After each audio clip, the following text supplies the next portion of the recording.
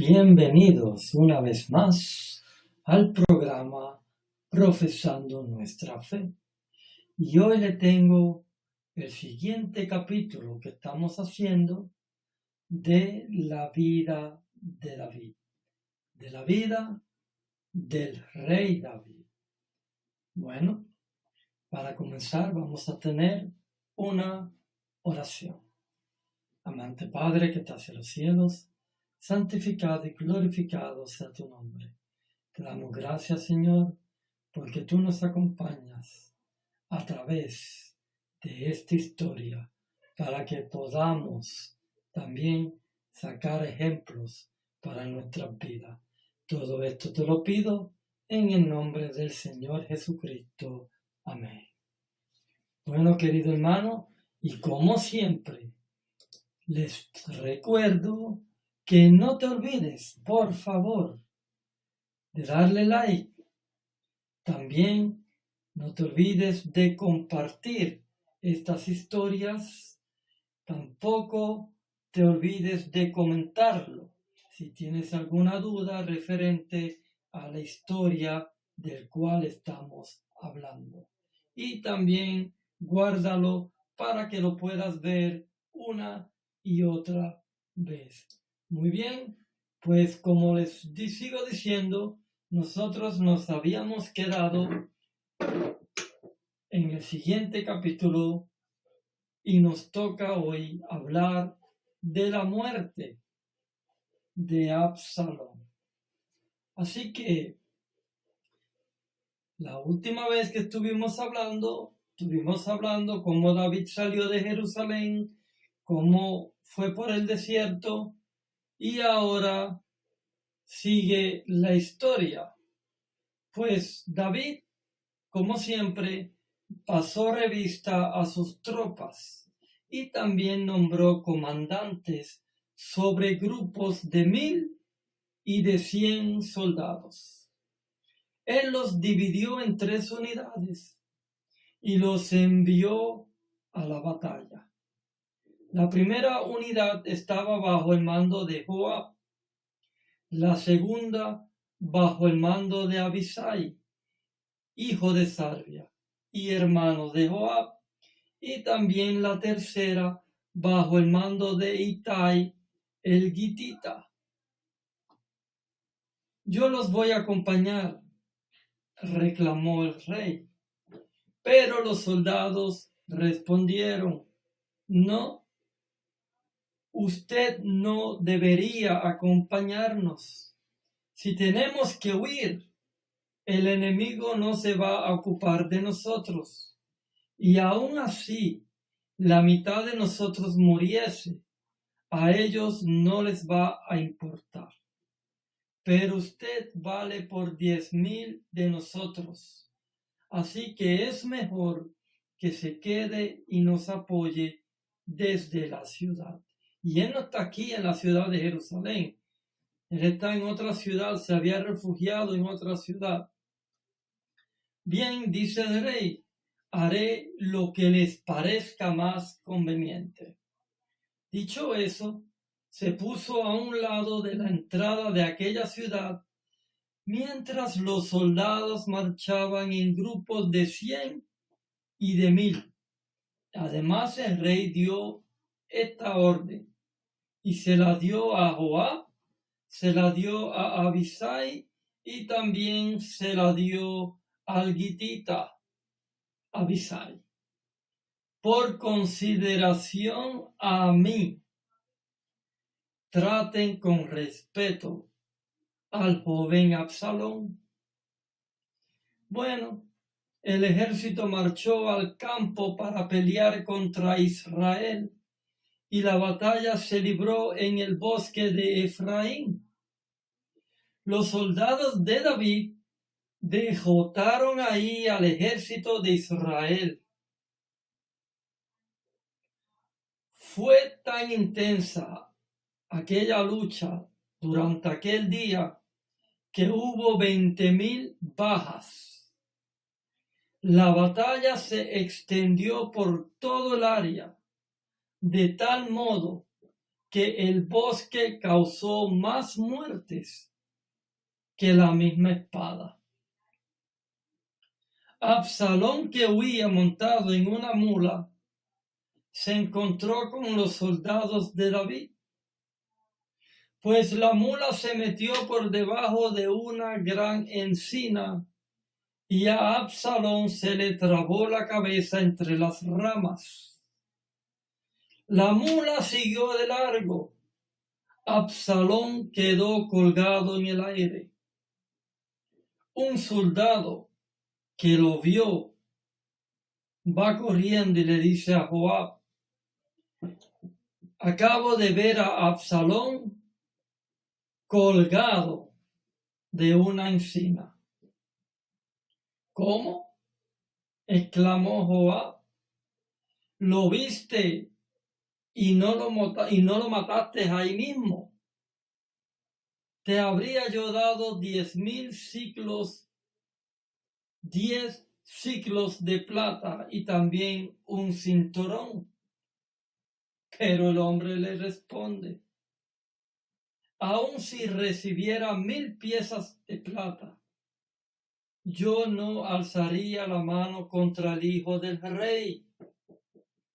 Todos oímos cuando el rey ordenó a usted, al Abisai y también al Itai, que no le hicieran daño al joven Absalón.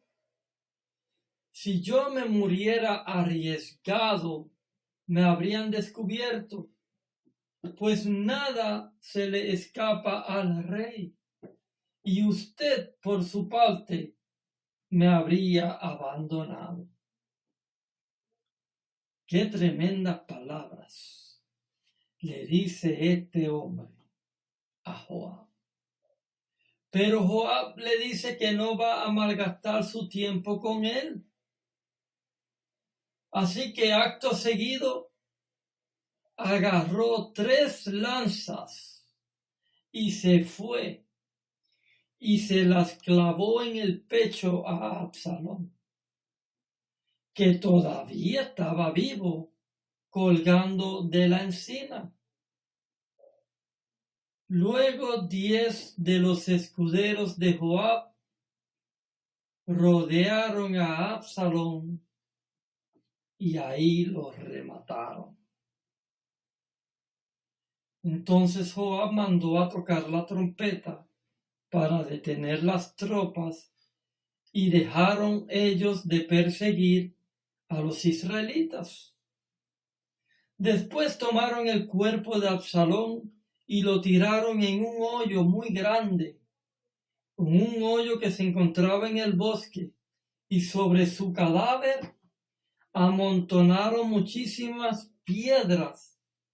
Mientras tanto, todos los israelitas huyeron a sus casas. En la vida, Absalón se había erigido un monumento en el Valle del Rey, pues él pensaba: no tengo ningún hijo que conserve mi memoria. Así que esa estela le puso su propio nombre, y por eso hasta la fecha se conoce como hoy como la estela de Absalón. Muy bien, vamos a proseguir la historia. Prosiguiendo la historia, nos encontramos ahora en el capítulo 19. Así que fueron y avisaron que el rey, le avisaron a Joab que el rey estaba llorando amargamente por su hijo.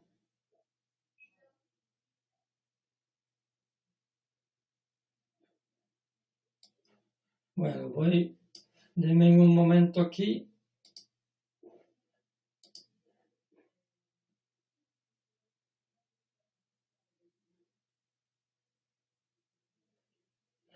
Vamos a seguir en el capítulo 18, porque no se había acabado.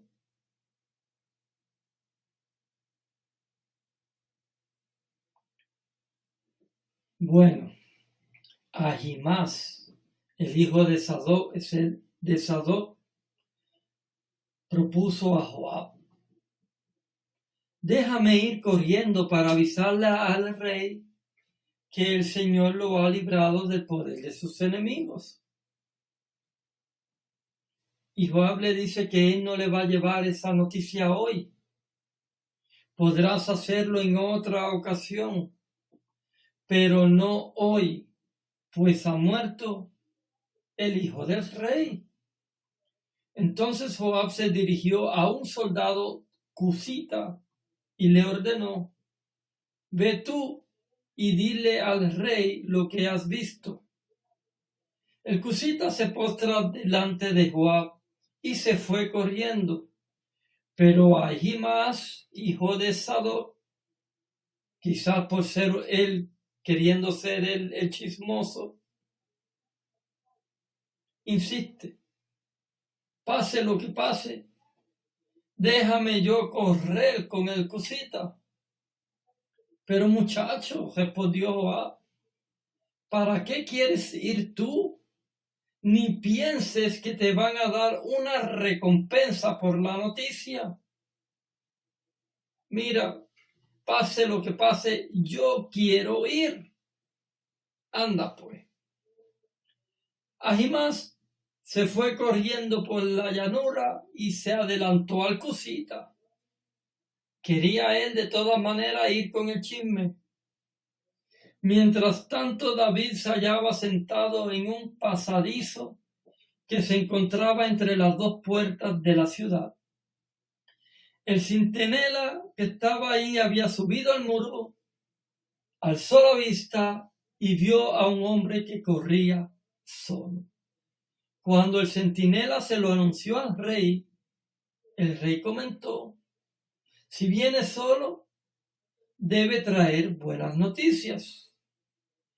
Pero mientras el hombre seguía corriendo y se acercaba, el centinela se da cuenta de que otro hombre corría detrás de él. Así que va y le anuncia al guarda de la puerta: por ahí viene otro hombre corriendo solo. Ese también debe traer buenas noticias, dijo el rey. El centinela añadió: me parece que el primero corre como Ahimás, hijo de Sadoc. Es un hombre, comentó el rey, es un buen hombre. Seguro que me trae buenas noticias.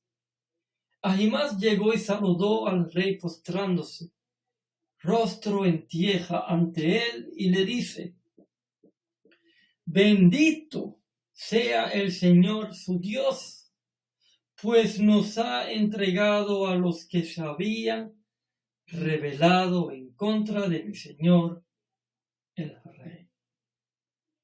¿Y está bien el joven Absalón?, preguntó el rey.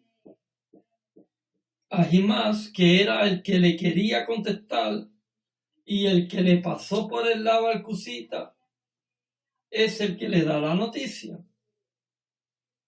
En el momento en que su siervo Joab me enviaba, vi que se armó un gran alboroto, pero no pude saber lo que pasaba. Pasa y quédate ahí, le dice el rey. Ahimás se hizo a un lado. Entonces llegó el cusita y anunció: traigo buenas noticias a mi señor el rey. El Señor lo ha librado hoy de todos los que se habían rebelado en contra suya. ¿Y está bien el joven Absalón?, preguntó el rey. El cusita es el que le contesta y es el que le da la mala noticia. Que sufra como ese joven los enemigos de mi señor el rey y todos los que intentan hacerle mal. Wow. Al oír eso, el rey se estremeció y mientras subía al cuarto que está encima de la puerta, él lloraba y él decía: ¡ay, Absalón, hijo mío, Absalón, hijo mío! Ojalá hubiera muerto yo en tu lugar. ¡Ay, Absalón, hijo mío, hijo mío!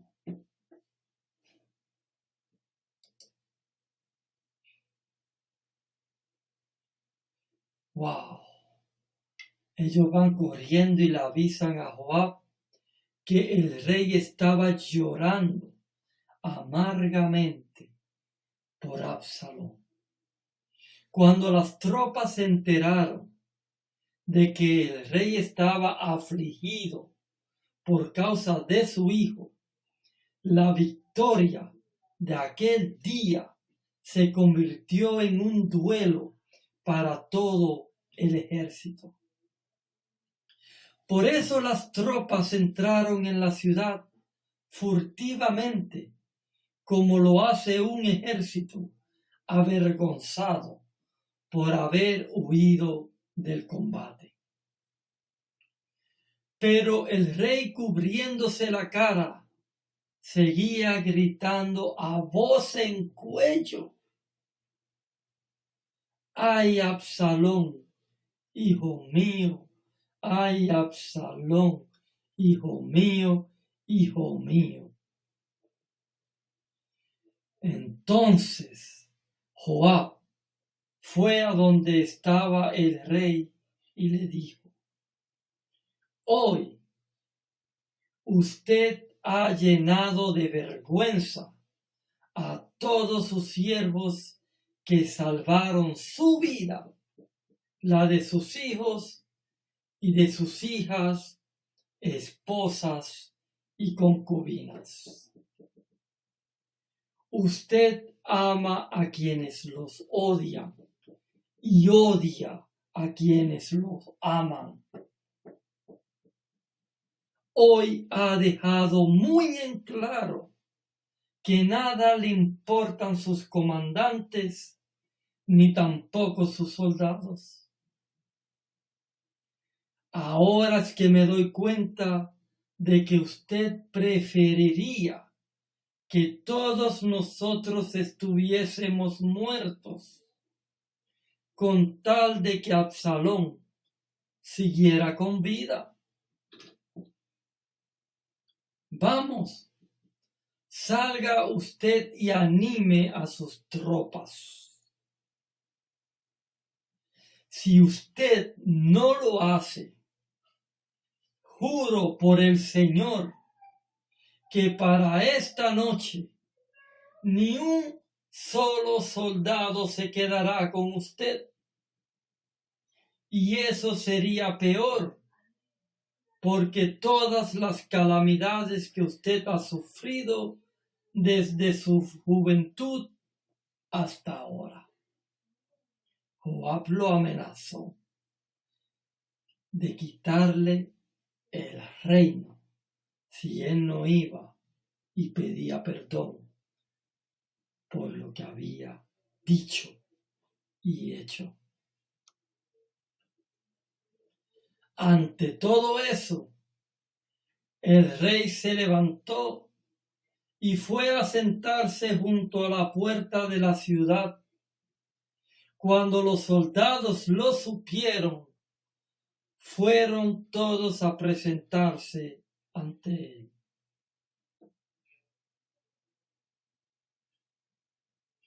Tremendo, ¿no? Ahora es que los israelitas, mientras tanto, los que habían huido a sus casas, y por todas las tribus de Israel que sabía que se hablaba de aquella situación, ellos decían: el rey nos rescató del poder de nuestros enemigos. Él nos libró del dominio de los filisteos. Por causa de Absalón tuvo que huir del país. Pero ahora Absalón, al que habíamos ungido como rey, ha muerto en la batalla. ¿Qué nos impide pedirle al rey que vuelva? Qué personas tan traicioneras, qué personas, o sea, David, que era su rey, ellos optaron con ungir a Absalón por rey. Y ahora él dice que como ha muerto Absalón, ¿qué nos impide que el rey vuelva? O sea, no eran fieles desde el principio por su rey. David manda un mensaje a los sacerdotes de Sadoc y también a Abiatar, y le dice que hablen con los jefes de Judá y que les diga: el rey se ha enterado de lo que se habla por todo Israel. ¿Serán ustedes los últimos en pedirme a mí, el rey, que regresa a mi palacio? Ustedes son mis hermanos, son de mi propia sangre. ¿Por qué han de ser los últimos en llamarme? Díganle también a Amasá: ¿acaso no eres de mi propia sangre? Tú serás de por vida comandante de mi ejército, en el lugar de Joab. Que Dios me castigue sin piedad si no lo cumplo. Así, el rey se ganó el aprecio de todos los de Judá, quienes a una voz le pidieron que regresara con todas sus tropas. De modo que el rey emprendió el viaje y llegó hasta el Jordán. Los de Judá se dirigieron entonces a Gilgal para poderse encontrar con el rey y acompañarlo a cruzar el río. Pero el benjamita Simí, hijo de Gerá, oriundo de Beharrium, se apresuró a bajar con los de Judá para recibir al rey David. Con él iban 1000 benjamitas, incluso iba Siba, que había sido administrador de la familia de Saúl, con sus 15 hijos y 20 criados. Estos llegaron al Jordán antes que el rey y vadearon el río para ponerse a las órdenes del rey y ayudar a la familia real para cruzar el Jordán. Cuando el rey estaba por cruzarlo, Simi, hijo de Gerá, se inclinó ante él y le dice: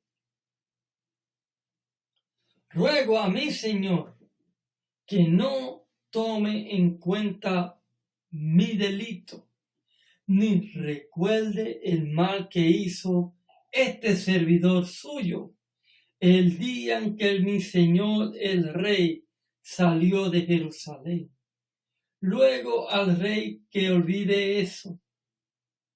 Reconozco yo que he pecado y por eso hoy, de toda la tribu de José, he sido el primero en salir a recibir a mi señor el rey.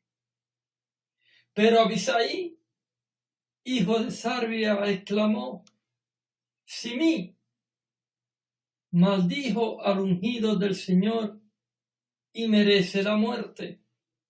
David respondió: hijos de Sarbia, esto no es asunto de ustedes, sino es asunto mío.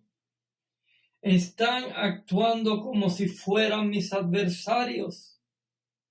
¿Cómo va a morir hoy alguien del pueblo cuando precisamente en este día vuelvo a ser rey de Israel? Y dirigiéndose a Simí, el rey juró: no morirás. También Mefiboset, el nieto de Saúl, salió a recibir al rey. No se había lavado los pies, ni la ropa, ni se había recortado el bigote, desde el día en que el rey tuvo que irse, hasta que regresó sano y salvo. Cuando llegó de Jerusalén para recibir al rey, el rey le pregunta: Mefiboset, ¿por qué tú no viniste conmigo? Mefiboset, como este servidor suyo es cojo, yo quería que me aparejaran un asno para montarlo y así poder acompañarlo. Pero mi criado Siba me traicionó y ahora me ha calumniado ante mi señor el rey. Sin embargo, mi señor el rey es como un ángel de Dios y puede hacer conmigo lo que mejor le parezca. No hay nadie en mi familia paterna que no merezca la muerte en presencia de mi señor el rey. Y a pesar de eso, usted le concedió a este servidor suyo comer en la mesa real. ¿Qué derecho tengo yo de pedirle algo más a su majestad? Y el rey le contesta: no tiene que dar más explicaciones. Ya yo he decidido que tú y Siba se repartan las tierras. Tremendo. ¿Se recuerdan ustedes cuando él quiso hacer misericordia con Mefiboset y lo trae al palacio y le promete y le dice: todas las tierras que eran de Saúl ahora son tuyas? Y a Siba lo puso como administrador de Mefiboset. Pero se dan cuenta que cuando David se va huyendo de Jerusalén por Absalón su hijo, Siba de verdad lo traicionó y le dijo una mentira al rey David y le dice: hoy se me devuelve el trono de Israel, metiéndole cizaña al rey por el trono. Y el rey impulsivamente le dice a Siba: todo lo que yo le di de las tierras a Mefiboset ahora son tuyas. ¿Ok? Hasta ahora lo entienden así. Y ahora cuando el rey vuelve de Jerusalén y Mefiboset le da la explicación correcta, David no le quita a Siba lo que le dio de Mefiboset, sino que él le dice: hoy yo he decidido que ustedes dos se dividan las tierras. Voy a repetirlo una vez más. Primero le da a Mefiboset las tierras de Saúl, su abuelo. Luego se las quita y se las da a Siba. Y ahora, escuchando la explicación de Mefiboset, dice que mejor que se las dividan entre ellos. Personalmente, yo encuentro eso mal. Pero bueno, Mefiboset demostró ser un hombre de Dios porque él demostró ser leal a su rey y humilde a su rey, porque él era, después de Jonatán, el próximo a ir al trono. Pero mira lo que le contesta Mefiboset: a mí me basta. Primeramente le dice, mira, Siba se puede quedar con todo el tejero. Que se las quede todas. A mí solo me basta con que el Señor mi rey ha regresado a su palacio sano y salvo. Las tierras, que se las quede Siba, si tanto se moría por ella, siendo el administrador de Mefiboset, muriéndose por las tierras que eran de Mefiboset, que se las quede. Fíjate qué humilde fue Mefiboset. Pero Barzillai, el galaadita, bajó al Jordán. Él había viajado desde Rogelín para poder escoltar al rey cuando cruzara el río. Barzillai era ya un anciano de 80 años.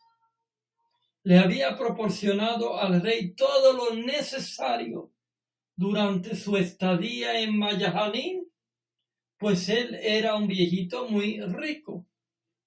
El rey le dijo, acompáñame, quédate conmigo en Jerusalén y yo me encargaré de todo lo que tú necesites. Pero, ¿cuántos años de vida me quedan? Respondió Barzillai. ¿Para qué subir con el rey a Jerusalén? Si ya tengo 80 años y apenas puedo distinguir entre lo bueno de lo malo, o saborear lo que como y bebo, y aún apreciar las voces de los cantores y las cantoras. ¿Por qué ha de ser este servidor una carga más para mi señor, el rey?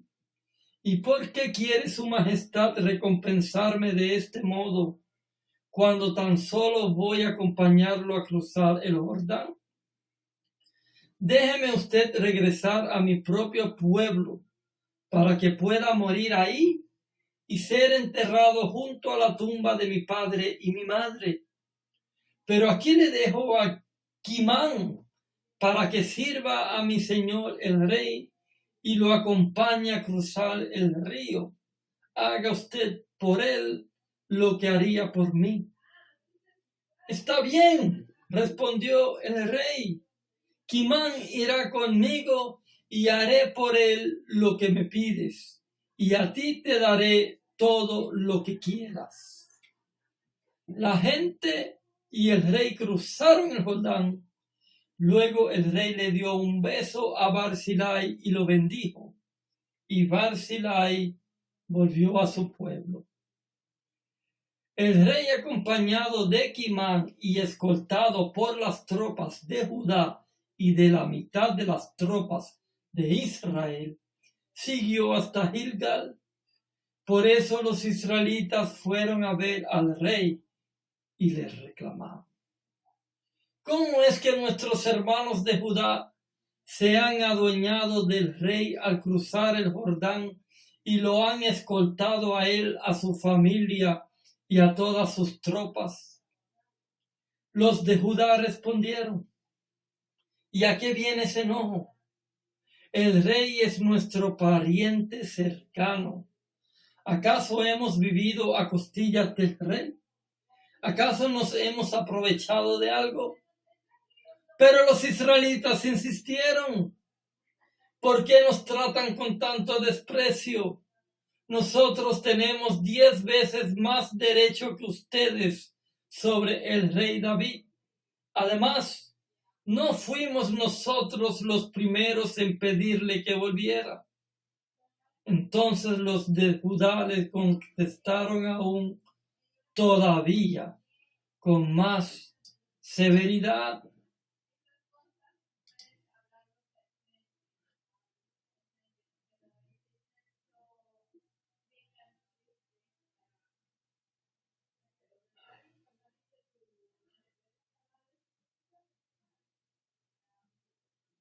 Bueno, queridos hermanos, vamos a dejar esta historia aquí y seguiremos el próximo capítulo de la vida del rey David. Sabá se revela contra de David. Que Dios nos bendiga y no te pierdas el próximo capítulo.